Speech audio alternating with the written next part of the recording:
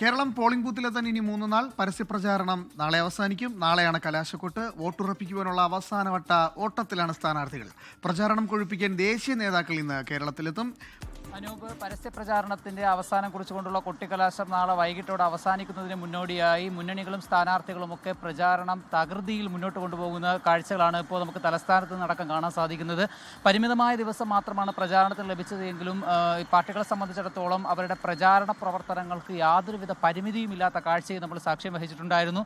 അതിൽ SDPI CPM BJP CPI ബന്ധത്തിൽ നിന്ന് തുടങ്ങി SDPIയുടെ വോട്ട് വാങ്ങുമോ എന്ന ചോദ്യത്തിലൂടെ കടന്ന് പിന്നീട് വയനാട് ഫണ്ട് കോൺഗ്രസുകാർ മുക്കി എന്ന ആരോപണ പ്രത്യാരോപണങ്ങൾ തുടർന്ന് FCRA നിയമഭേദഗതി, ശബരിമല സ്വർണ്ണക്കൊള്ള, അവിടെ നിന്ന് അവസാനം പയ്യന്നൂരിലെ ഈ വോട്ട് കൊള്ളയ്ക്ക് വേണ്ടി അല്ലെങ്കിൽ വ്യാജ വോട്ട് ചെയ്യുന്നതിന് വ്യാജ ID കാർഡുകൾ നിർമ്മിക്കുന്നു എന്നതിലേക്ക് എത്തി നിൽക്കുന്ന പ്രചാരണങ്ങൾ ഇനിയും അവശേഷിക്കുന്ന മണിക്കൂറിലും ശക്തമായി തുടരുമെന്ന് തന്നെ നമുക്ക് ഉറപ്പിക്കാം. ഏതായാലും ഈ നാളെ വൈകിട്ട് നടക്കുന്ന കൊട്ടിക്കലാശത്തിന് പിന്നാലെയുള്ള നിശബ്ദ പ്രചാരണത്തിന് ശേഷം 2.71 കോടി വോട്ടർമാരാണ് ഭാവി കേരളത്തിൻ്റെ രാഷ്ട്രീയം തീരുമാനിക്കുന്നതിന് വേണ്ടി, ആരാണ് ഭരണ സാന്നിധ്യത്തിലേക്ക് വരേണ്ടതെന്ന് തീരുമാനിക്കുന്നതിന് വേണ്ടി കേരളത്തിൻ്റെ പോളിംഗ് ബൂത്തുകളിലേക്ക് എത്തുന്നത്. ഏതായാലും അവരെ കയ്യിലെടുക്കുന്നതിന് വേണ്ടി കാടിളക്കിയുള്ള പ്രചാരണങ്ങൾ മുന്നണികൾ സജീവമാക്കുന്നതിന് പിന്നാലെ ദേശീയ നേതാക്കളും ഇന്ന് കേരളത്തിൽ തലസ്ഥാന ജില്ലയിലടക്കം തമ്പടിക്കുന്നുണ്ട്.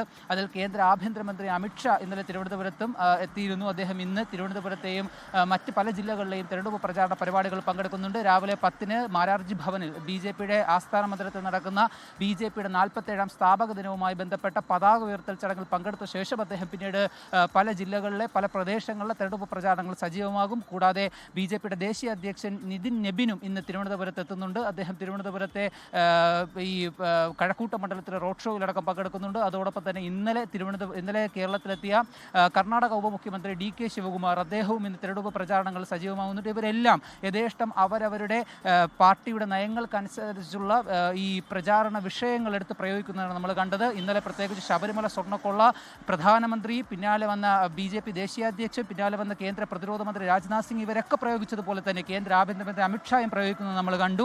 അതിൻ്റെ തുടർച്ച തന്നെയാകുമോ ഇന്നും ആഭ്യന്തരമന്ത്രിയുടെ പ്രചാരണ പ്രവർത്തനങ്ങൾ സജീവമാകുന്നത് തന്നെ നോക്കിക്കാണണം. അതോടൊപ്പം തന്നെ FCRA വിഷയം BJPയെ സംബന്ധിച്ചിടത്തോളം പ്രതിരോധത്തിലാക്കിയിട്ടുണ്ട്.